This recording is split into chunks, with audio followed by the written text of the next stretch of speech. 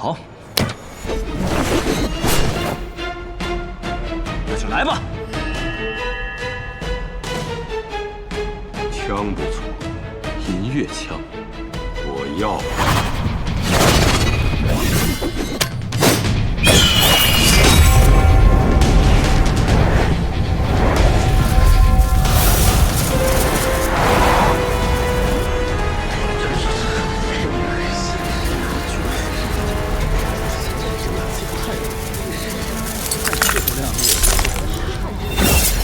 是一柄好枪，但可惜了。回去。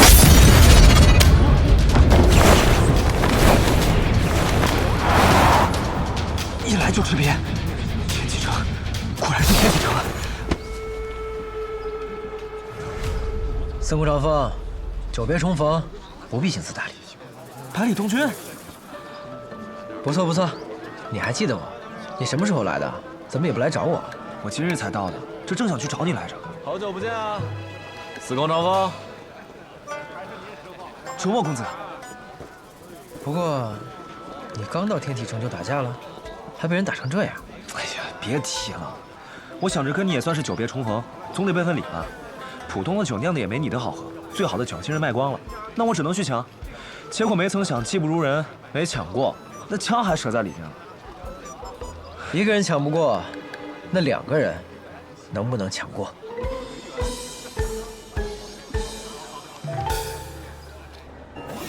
谢师的金刚罩精进了不少，可惜啊，还是被这位少年给破了。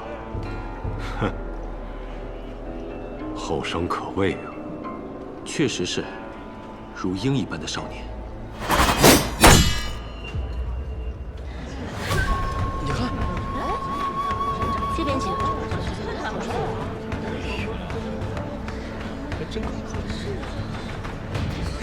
这么快就找来帮手了？上面挂的那瓶酒可是秋露白？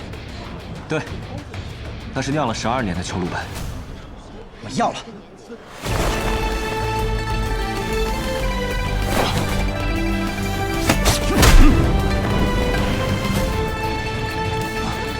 好强的掌力！原来酿酒师里不止我一个人会武功啊！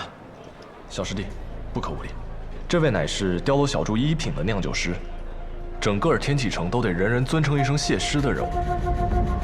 卓墨公子，谢师多有得罪，这位是我新入门的小师弟，冒犯了，请多多谅解。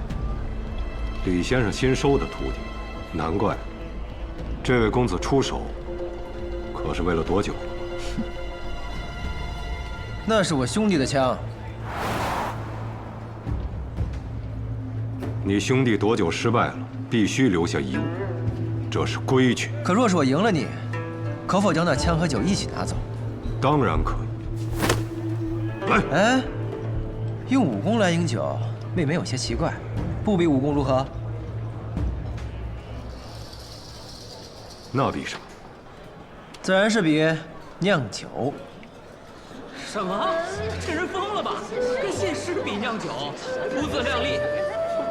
就定在本月14吧，到时候我会带上我的酒来碉楼小筑，也请你们备好碉楼小筑最好的酒，以及天启城最优秀的品酒师，然后我会带走那杆枪，还有那瓶酒。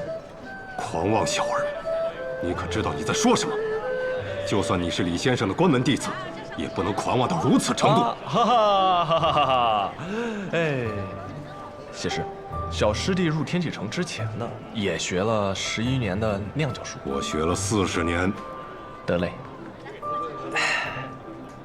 好酒可品人间百味，少年的烈，中年的温，老年的醇都不一样，也不见得谁学的酒就一定赢得过我。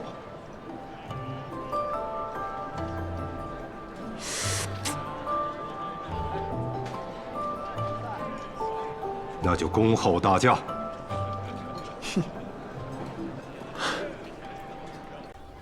哎，你们怎么来这儿了？我呢，本来是要带我的小师弟去一个特别好玩的地方，结果路过碉楼小筑的时候，听到里边有动静，我们呢就想说去凑凑热闹，其实是我自己想去凑热闹，正好这时候你被人给打出来了。我当下我完全没有想好怎么去反应，他倒好，大老远就把你给认出来了，好家伙，直接一个轻功上去来给你两肋插刀了。你果然拜了李先生为师，成了卓墨公子，也就是这位二师兄的师弟了，真好。你也很好啊，还有命，来天启城跟我见面。二师兄，你到底要去哪儿啊？这不就到了吗？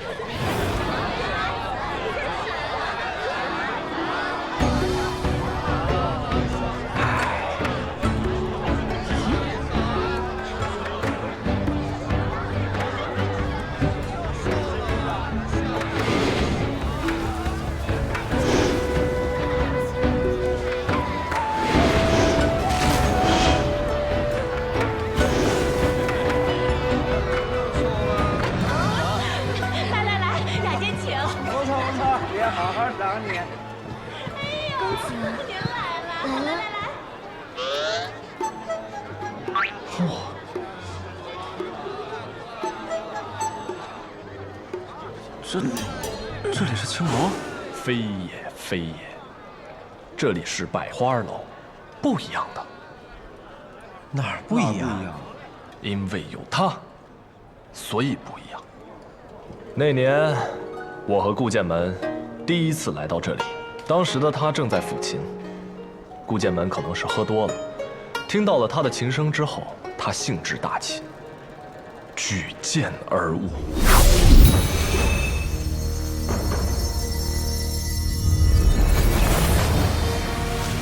当时的景象尤为震撼。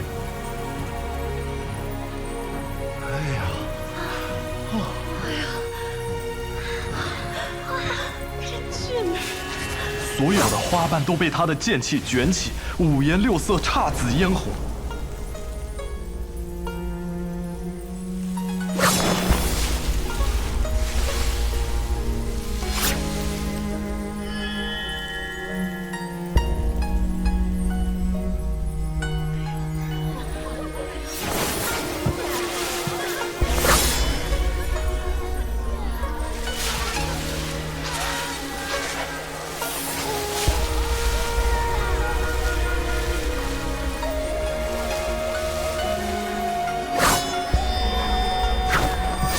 最终，所有的花瓣交替飞舞，成了一座花桥，从这里通往了那座高台之上。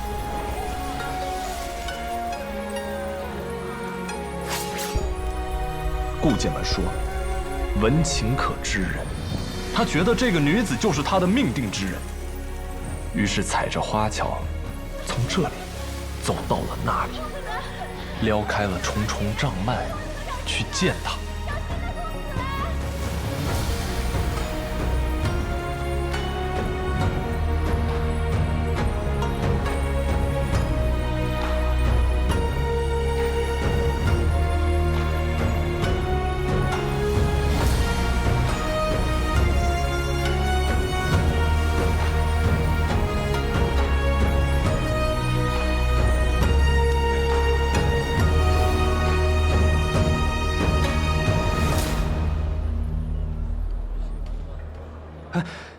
然后呢？然后顾剑门就下来了，他被拒绝了。啊？现在回想起来，也是几年前的事情。当时的姑娘现在也出落成闭月羞花的样子了，整个天启城都知道她的名字。不知道顾剑门那小子啊，在见到她会不会感慨？雷公子，许久没来天曲儿了。没有顾公子没来的时间久。没有多久是多久啊？哎，那其实也没有太久。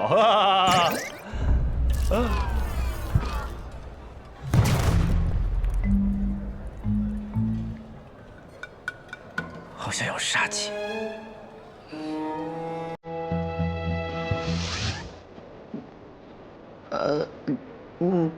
嫂子，小小年纪，不学好。我是无辜的。夫人。对呀，百里东君，你小年纪不学好，让你别来这种地方，你偏来。我都说我不来了，你非带我来，死拉硬拽把我拽进来，怎么样？现在满足了吧？开心了吧？师兄就不是一个能来这样地方的人。啊，你还要不要脸啊？别说。夫人，我们回家，回我们温暖的家。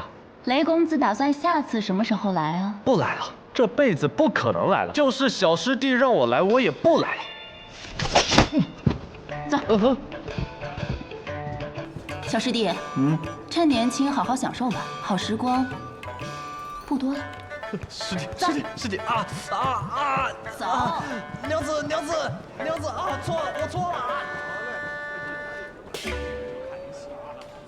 我们在哪儿啊？我们该干什么呀？少年郎，做什么？好生俊俏的少年郎。子怡妈妈，风姑娘今日还奏不奏曲？我都等不及了。哎呀，急什么？这不是来了吗？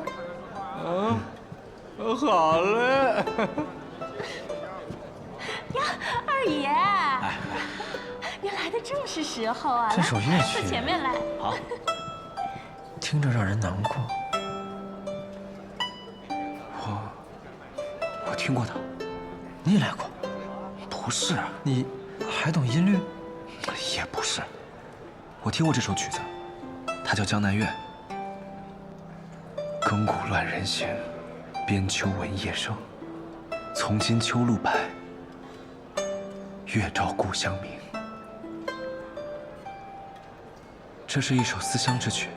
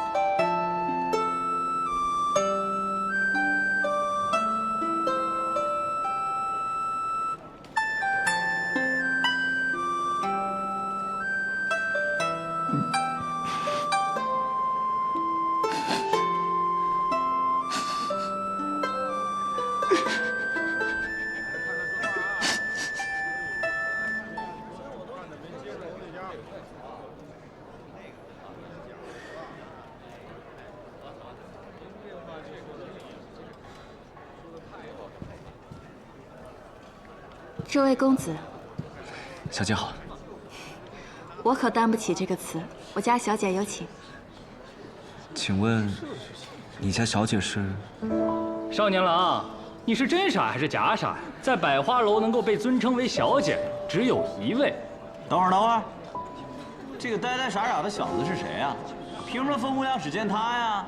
我天天在此地听曲儿啊，银子花了也不少，连风姑娘的面都没见上。凭什么他第一次来就能登堂入室啊？哎呦，二爷，来，行，您这消气啊！你不是千金台那位？什么千金台不千金台？今日不说千金台，大家来此地都是来听曲儿的。诸位，百花楼对咱们不公啊！大家伙说是不是？是啊。哎呀，这话说的，你看。是啊，这不合适，还是算了吧。你知道你在拒绝谁吗？不是，姑娘莫要动怒。行了，知音难遇，说不准还能遇到个同乡呢。你看这。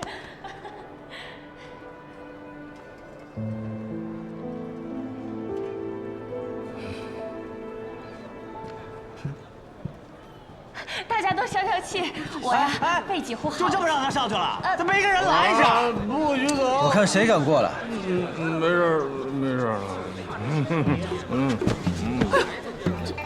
笨蛋，废物！去吧。不是，这，哎呀，你消消气。哎呀，少年郎，这位妈妈，哎，可否帮我寻个座位，我好坐着等他？哎呦，公子，你确定今天晚上你能等到他？春宵帐暖，美人在怀，指不定要多久呢。要不我给你找个不错的姑娘陪你歇息歇息。不用，真的不用，真的不用。司空长风，我就不等你了啊，你好好享受吧。哎，下次再来啊！来。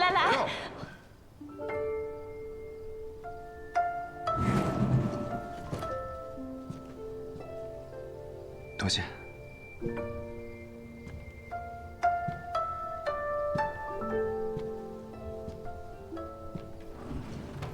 是你吗？哦，姑娘有礼了，在下司空长风。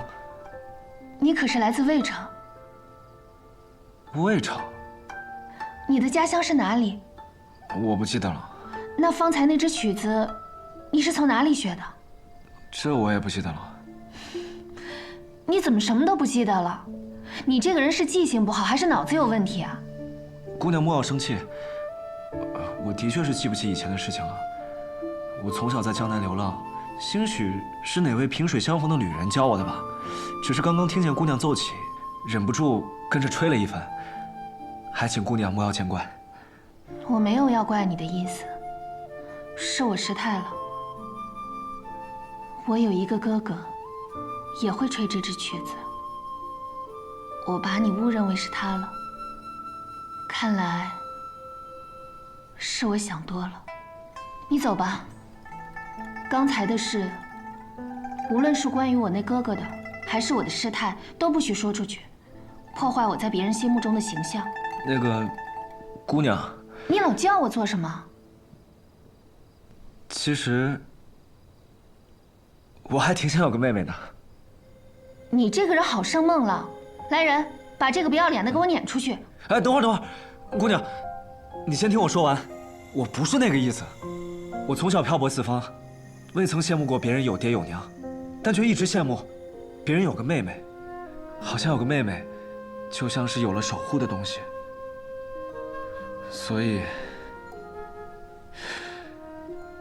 以我一直觉得，如果能够有个妹妹让我守护，那一定是一件特别让我骄傲的事情。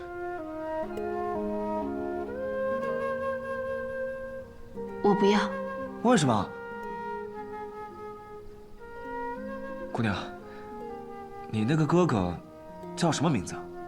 魏洛里。好，从现在开始，我就叫魏洛里了。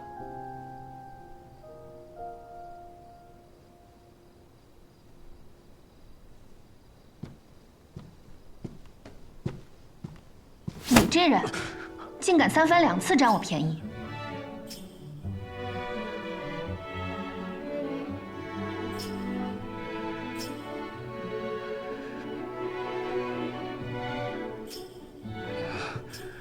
姑娘未曾用力踹我，说明也并未真的生气。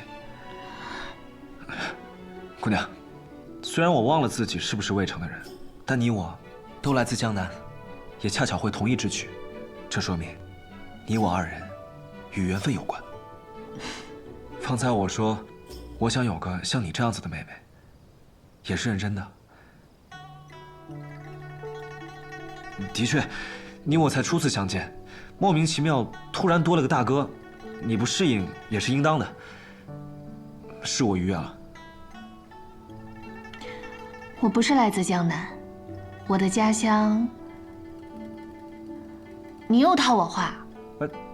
冤枉呀，姑娘！我有个朋友曾说过，这世上话术是骗人的，但音律不会，因为音律是这个世界上最纯粹、最干净的东西。所以，姑娘，不管你的家乡在哪儿，你最忆的地方是江南，最在意的人也在江南。你这个朋友叫什么名字啊？百里东君。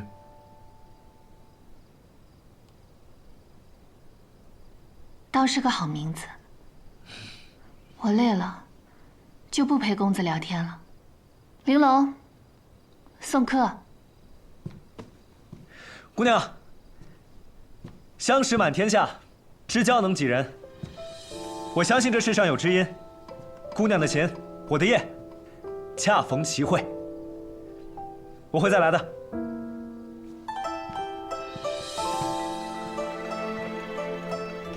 你这话说的，倒像是个读书人。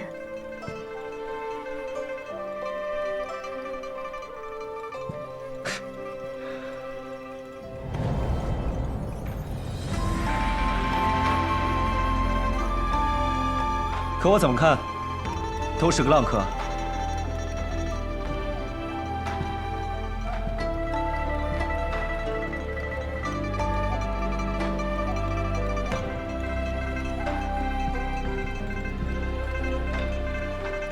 小姐，你好像有点喜欢，不，是不讨厌他。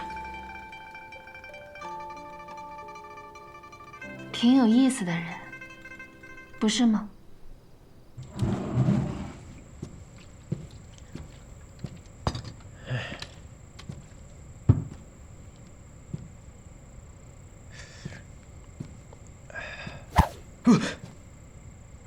尹世侄，你吓死我了！你怎么来了？我今天被师傅盯着练了一整天的功，想找你喝酒放松一下，结果你却不在，好没意思。啊。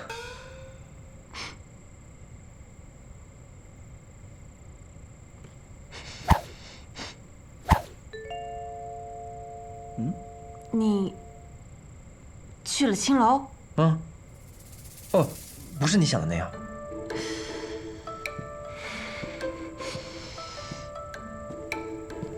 果然，脂香扑鼻，一路的夜风都吹不散。你就是去了青楼。那其实不是青楼，那叫百花楼，是听曲儿的。我之前还听说，师叔有一个最喜欢的姑娘，结果转眼间就去青楼寻花问柳。想来师叔对那姑娘也没那么喜欢吗？哎，你可别瞎说啊！那是雷二师兄带我去的，而且我去之前根本不知道我去了什么地方。你去之前不知道，你去之后难道还不知道吗？胭脂气那么重，定然是在那处待了好一会儿。我是待了好一会儿啊，但那是因为后来雷夫人去了，然后我的一个好兄弟又邂逅了一个女子，然后，哎呀，怎么就解释不明白了呢？无中生有了。是，我是去了青楼，那又怎么样呢？你为什么要生气啊？我生气，那是因为我整整练了一天的功，你却在外面逍遥快活，我心里不痛快，不行啊！哎，尹世侄，你还是听我。不要脸！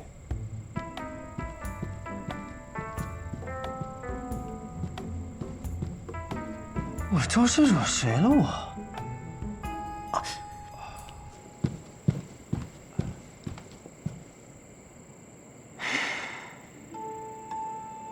不是要谈叶鼎之的消息吗？为什么莫名其妙的和百里东君吵了一架，还给了他一巴掌？算了，还是找机会联系齐轩吧。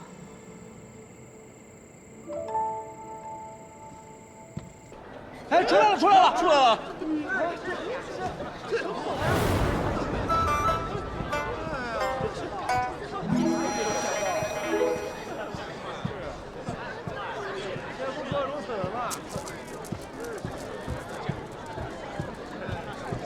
哟，这么快啊！对啊，难道要很久吗？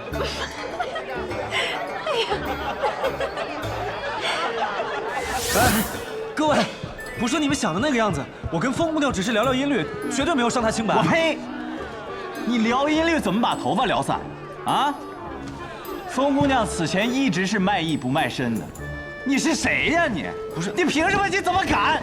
各位，我这个头发是因为……行，兄弟们，别听他废话了，给我打！各位英雄且慢！不是，你别让他跑了呀！追呀！打呀！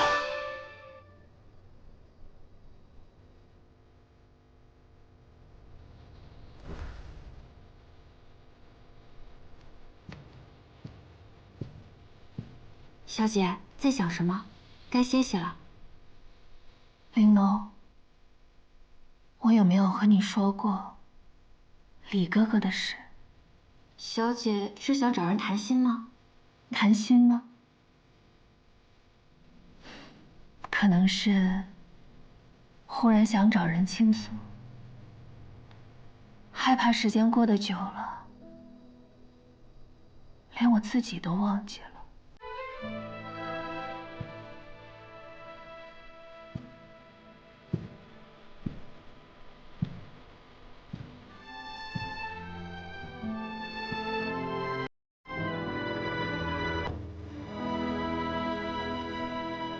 在我很小的时候，家里就被灭了门。我师父带着我逃了出来，在路上，他捡到一个小孩，那个孩子就是魏洛里。每天晚上，他都会摘下一片叶子，在檐下望着月亮，吹那首《江南月》。每次，只要他一吹这支曲子，我就知道他也想家了。那后来呢？后来我师父带着他拿着剑出去了，就再也没有回来。他们说，我师父和李哥哥都死了。小姐，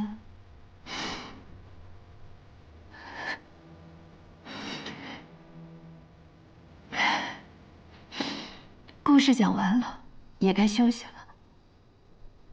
去吧。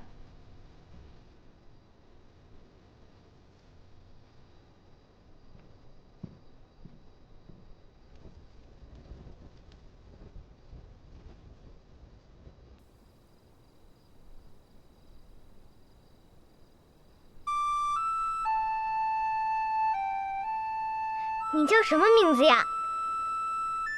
魏洛里。你的家人呢？都死了。李哥哥，以后我们就做家人吧。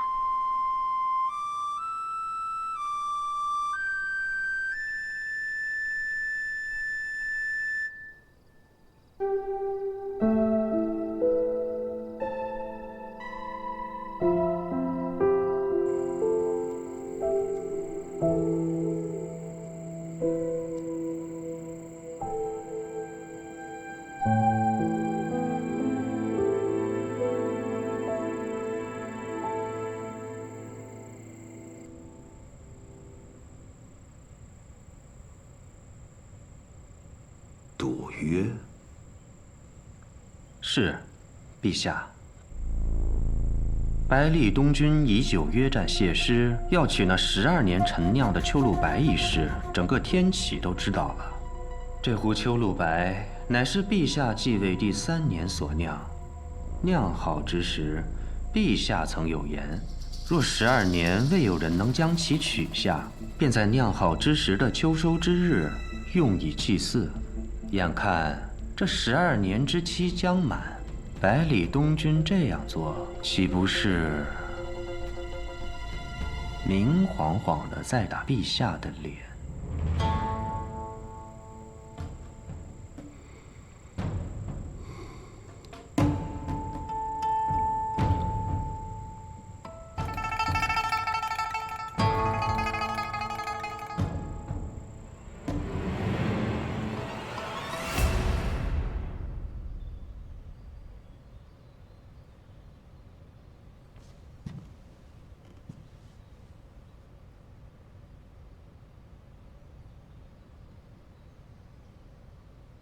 陛下，祭酒先生到了。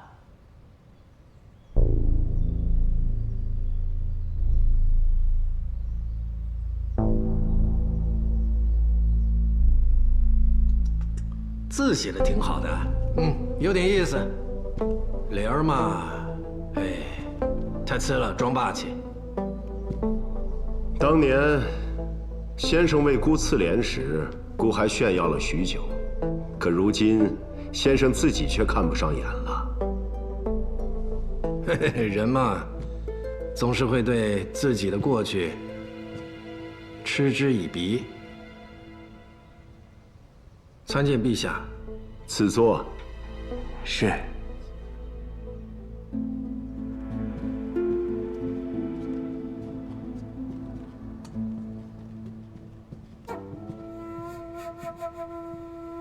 先生，喝茶。这茶可是男爵特有的凤凰雪片，不可多得，尝尝。陛下今日叫我来，所谓何事？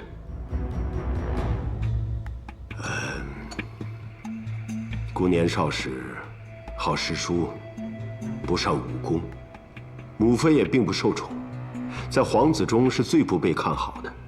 幸而身边有2个好兄弟，一个出身云溪叶氏，一个来自西林百里家，都是难得一遇的将才。在他们2人辅佐下，几经生死，才登临着至尊之位。后来姑犯了一个错，现在想起，依然时常后悔。方才听了一个消息，所以叫先生来，想当面谢谢先生。这么说，陛下是想谢我救了叶鼎之？正是。既然知道错了，又何不翻案呢？哎呀，罢了罢了，又是帝王颜面。行了，你的谢我也收到了，那就这样吧，走了。等等，姑此次叫先生来，其实还有一事。听闻先生近来新收了一名弟子，姓百里。百里东君，那是你的另外一位结义兄弟百里洛尘的亲孙子。这次洛尘的孙子来了天启城，姑想见一见。不必。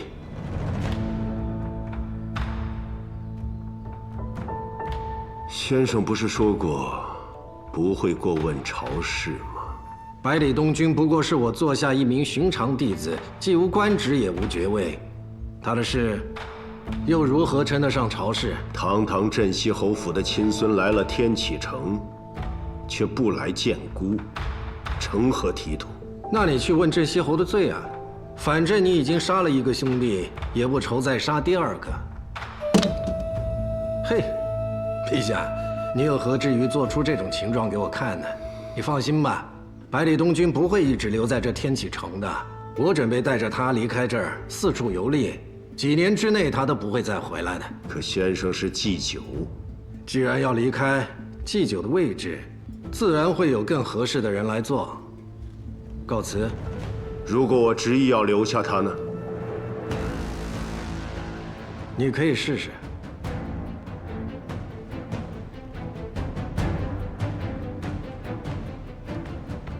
先生，你有时候会不会觉得自己有点过强啊？是吗？姑觉得在先生面前，先生才像是君王。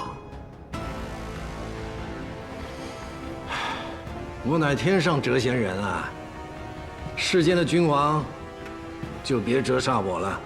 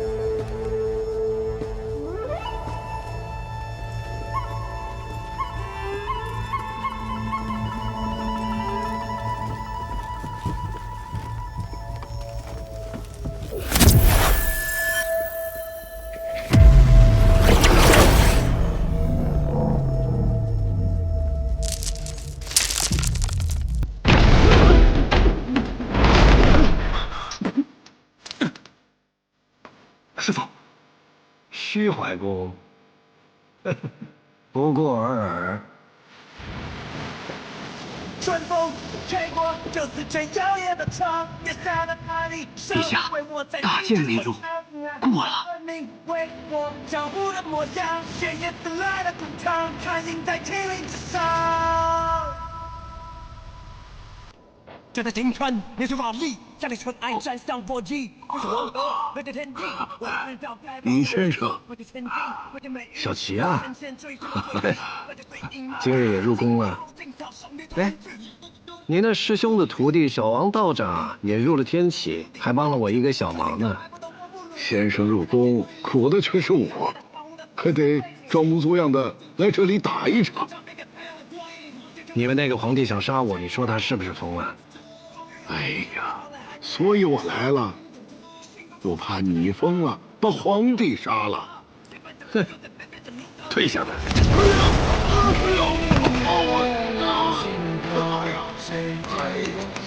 演得太过了吧？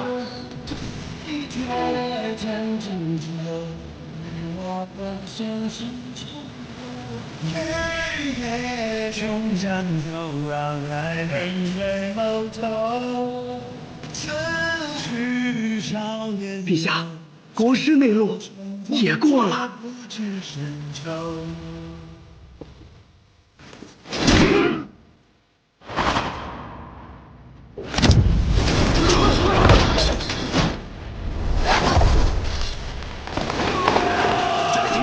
年岁华丽，家里尘埃沾上火迹，这是黄河，那是天际，我会知道该往哪去。我去前进，我先美，我先神仙追逐我回忆。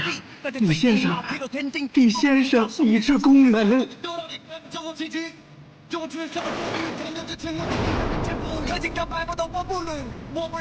然后呢？然后他转身了。转身了。转身望着这里。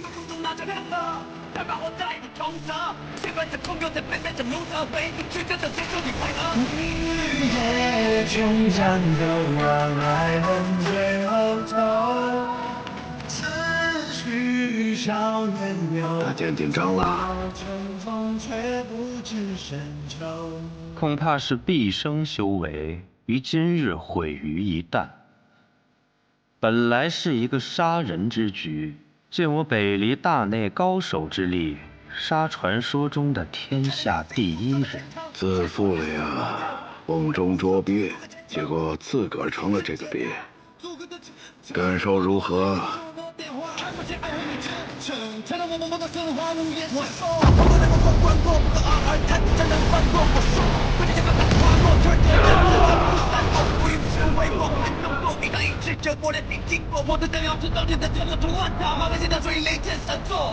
春风吹更远的帆，马里正迎着走向，为我跳舞的模样，谁见证来的滚烫？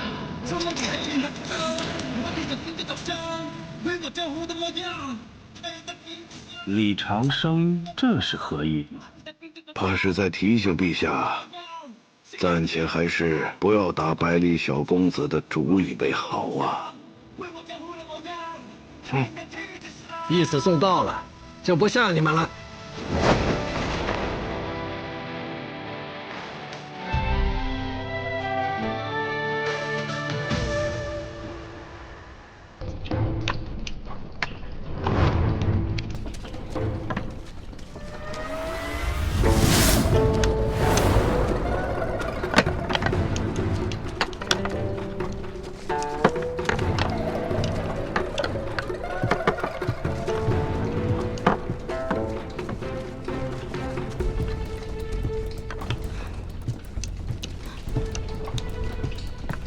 你回来了？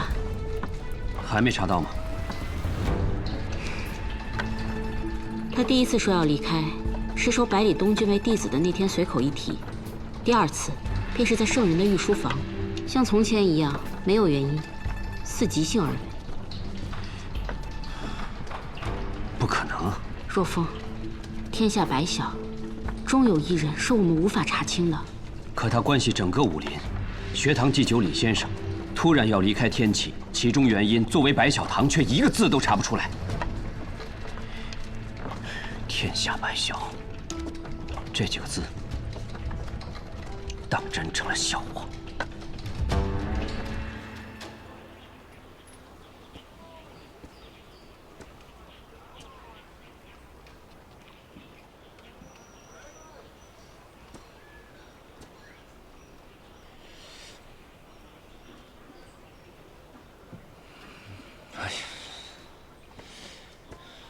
小伙子，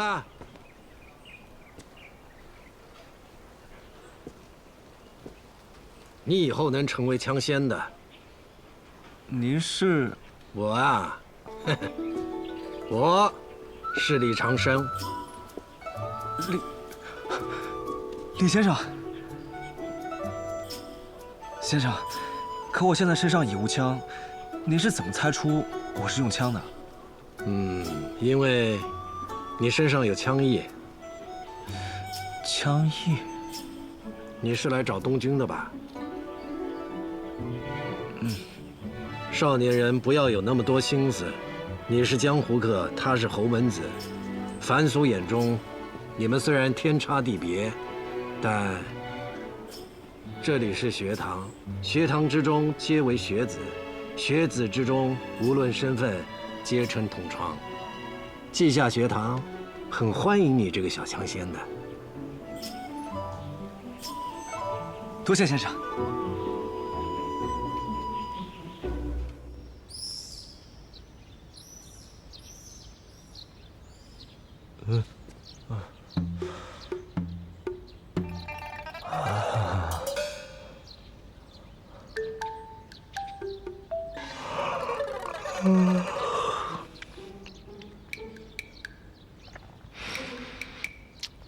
韩姨，叫娘。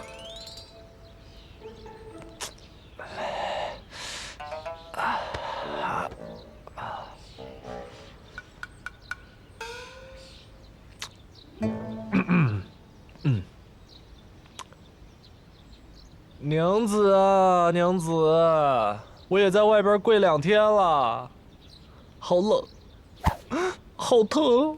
少跟我装可怜。卓墨公子武功高强，内力护体，又怎么会冷？娘子罚我，我也不敢用内力嘛。哼，你不敢？你什么不敢？北篱8公子可真是风流啊！以前你说是顾剑门带坏的你，可是人顾剑门早800年就离开天启了。我看你这路不认得也挺好的吗？不是啊，这真是小师弟他非……闭嘴！你小师弟那脸都红成猴屁股了，怕是这辈子第1次去青楼吧？你怎么不说是百花楼的姑娘绑着你去的呢？你这么说的话也太假了吧！你再说一遍！完了，雷梦莎，我看你是不想好了。趴下！等一下！趴下！娘子，哎呦，娘子！哎呀，娘子，我真听曲儿去了！哎呀，娘子，娘子啊，不去！韩姨，救我！娘子啊！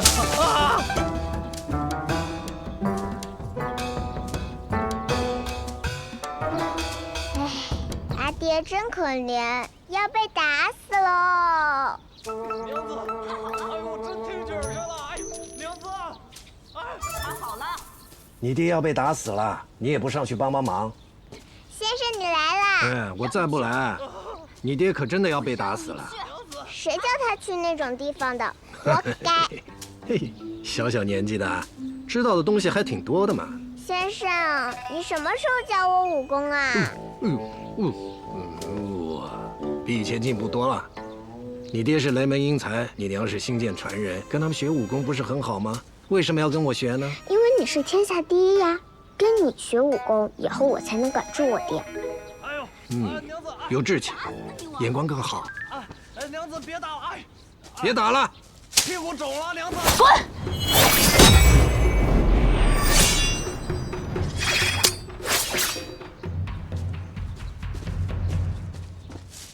不去了！哎呀！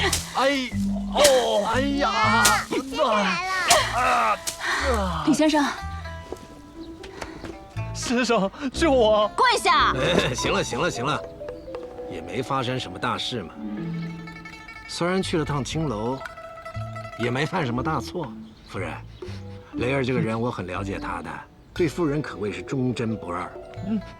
他也只敢去听点小曲儿，是吧？我想他今天去了百花楼，应该是看到百里东君和那个用枪的少年，让他想起了自己和顾剑门的往事，兴之所至了，是不是啊，雷儿？就是，是什么事？厚颜无耻！厚颜无耻！以后还敢不敢？不去了。我以后想听曲儿，我找窦轩去，他唱的也还行。夫人，他认错了，也落了保证，你就原谅他吧。先生都来了，我还能真打死他不成？先生此来，想必也不只是为了要救这个不成器的东西。新月就不打扰了。韩一，我们走。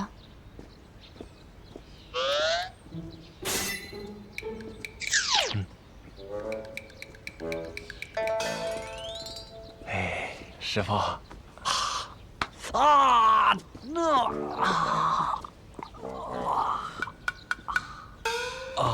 师傅，还好你来得及时，我差点被我娘子打死。我本来是不想来的，因为我觉得就算你现在不死，几年之后你也会为你那可笑的志向而死。师傅，你还记得？那一年，你说你的志向在于天下，我笑你还是个孩子呢。如今你的孩子都学会骂人了，你呀，也不能只是那个师傅膝下的孩子了。说说吧，你觉得的天下是什么？天下。当时我年轻气盛，我觉得天下就是一个能够供少年们征伐的地方。那么现在呢？现在我想明白了，天下从来就不是一个可以征伐的所在，因为那是许多活生生的人努力生活的地方。那你的志向呢？仍在天下呀，守护天下。这么多年了，你们似乎变了，又似乎没变。你跟剑门要好，剑门走了，你就和若风混在一起。可若风身份特殊，总有一天会离开学堂，到时候你……师傅，我不想离开学堂的。可学堂终究是个读书的地方啊，人长大了，书读完了，自然要离开学堂的。学生既已离开，老去的先生也不必留下。师傅，你不会要走吧？是啊，蒙莎，你也要走的。不过，走出这一步，你的雷门可就真的回不去了。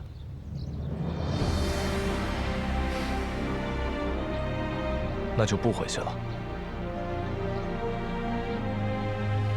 你不想牵连雷门，所以故意无视门规，让雷门驱逐你。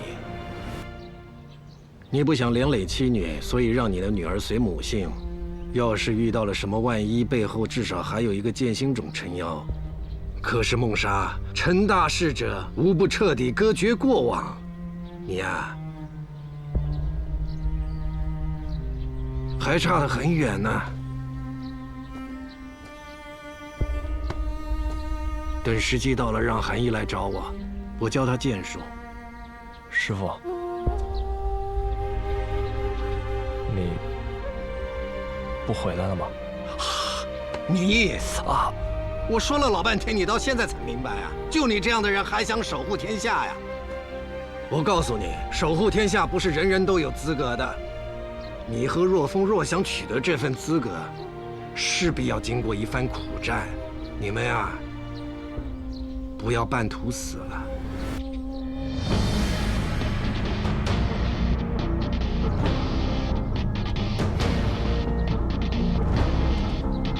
定不负先生所望。已经负了。我之所望，就是弟子们能纵情江湖，肆意而活。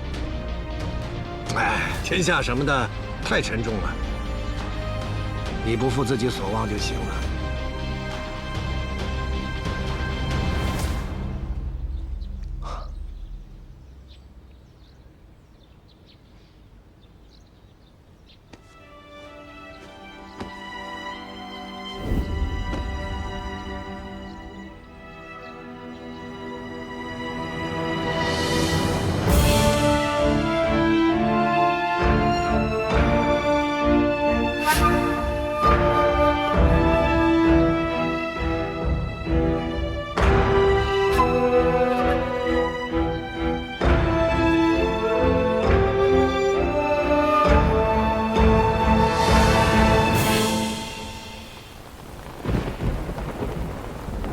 听说李长生要离开天启城，没有李长生的天启城，你要强行带走一个人，虽然要付出代价，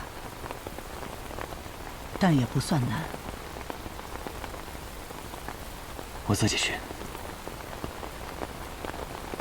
从小到大，你都是那么倔，光凭你自己，就算你有实力，心爱的姑娘，怕是早已嫁给他人。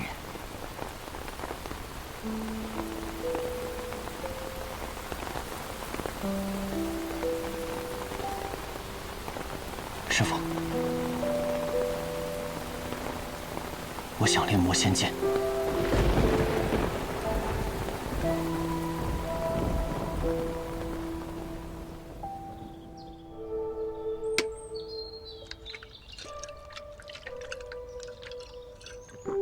没想到半年不见，你经历这么丰富。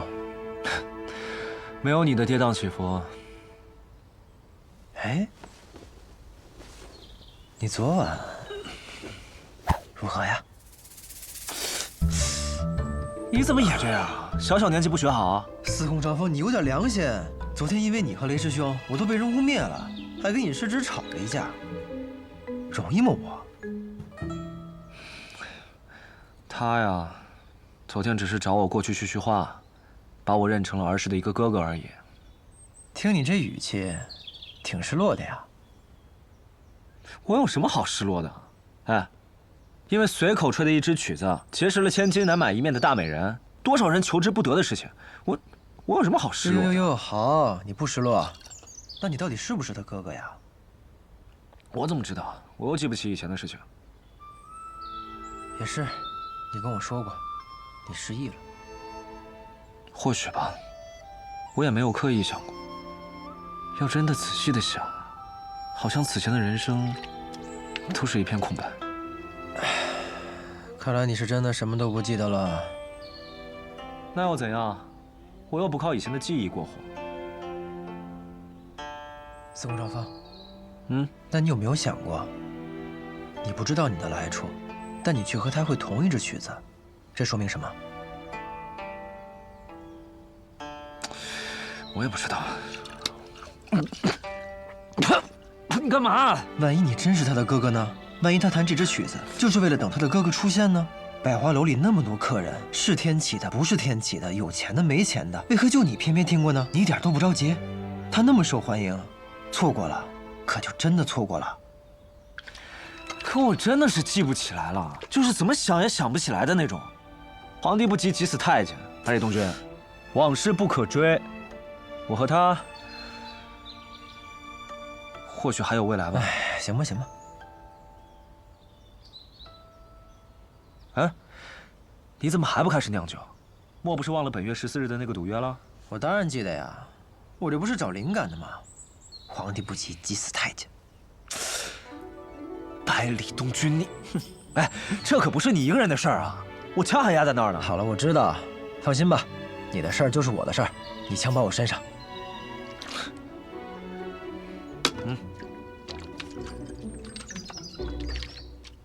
哎，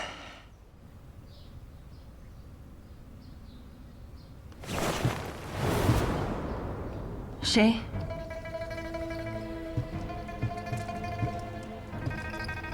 齐轩，是你。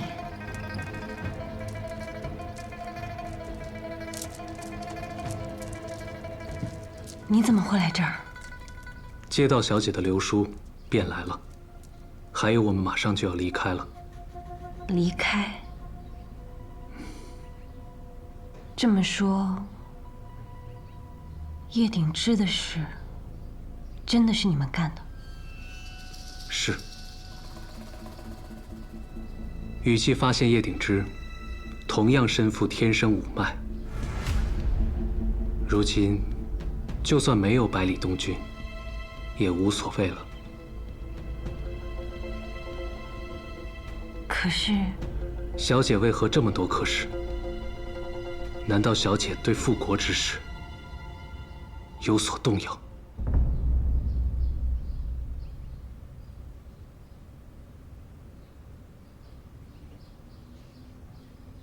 是的，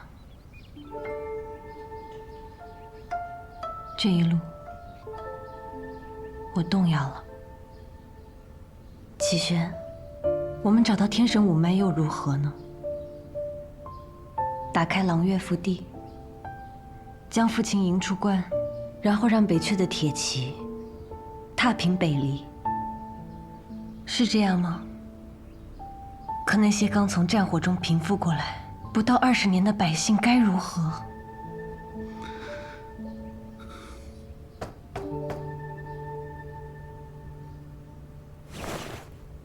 陆霞姐姐，哪位？陆霞姐姐，公子前往来叫你。陆霞姐姐，好，这就来。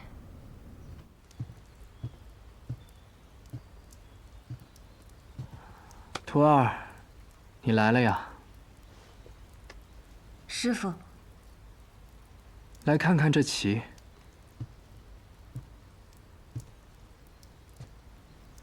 黑子锋锐无匹，把白子逼于一隅，是要赢了。可这白子，并非毫无翻盘的可能，不是吗？师父也说只是可能。白子机会过渺，而代价太大。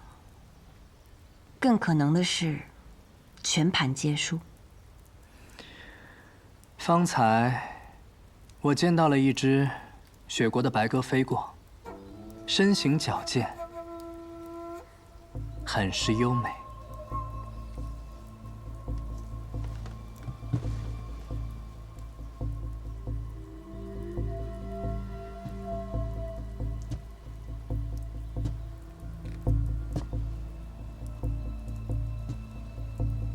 来了。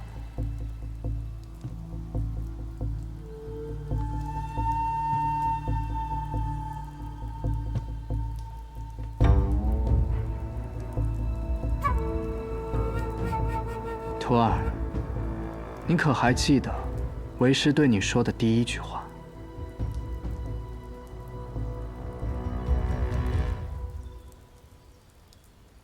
你来了。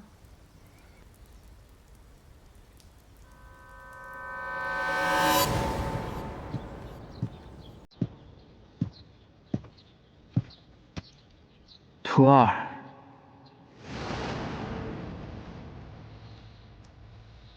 你接入了我的门下，那就不论出身，不论出处，都是我的徒弟，是我第一个弟子，也是唯一的弟子。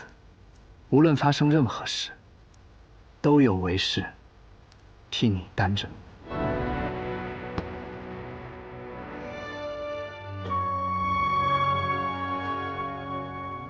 师父，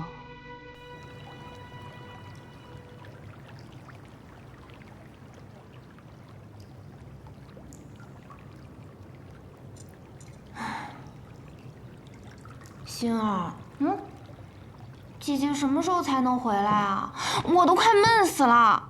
我以前到处玩都没人寻我，她一回来，每天跟大朝会似的，每天都有不同的人用不同的事儿找她，我装不下去了，我好累啊，星儿。算算日子，她应该快回来了吧？二小姐，再坚持一阵子，啊。小姐，吾相有事相告。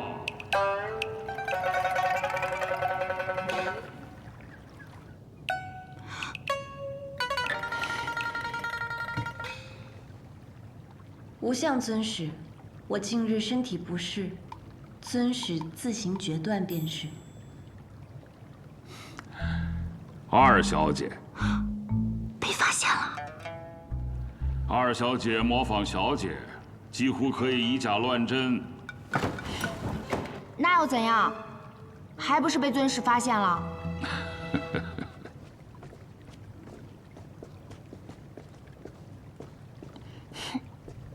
尊使，免礼。二小姐与小姐本就是异母同胞的姐妹，又打小一同长大，关系亲密。按说二小姐若是想假扮小姐，还是很难被发现的。那尊使是怎么发现的呢？小姐喜静，二小姐喜动，本就是不同的个性。更何况我是看顾着二位小姐长大的，要想瞒过我，可不容易哦。难为二小姐了。尊使，你既然知道是我在这里，那是不是也知道姐姐的行踪？怎么样，姐姐是不是快回来了？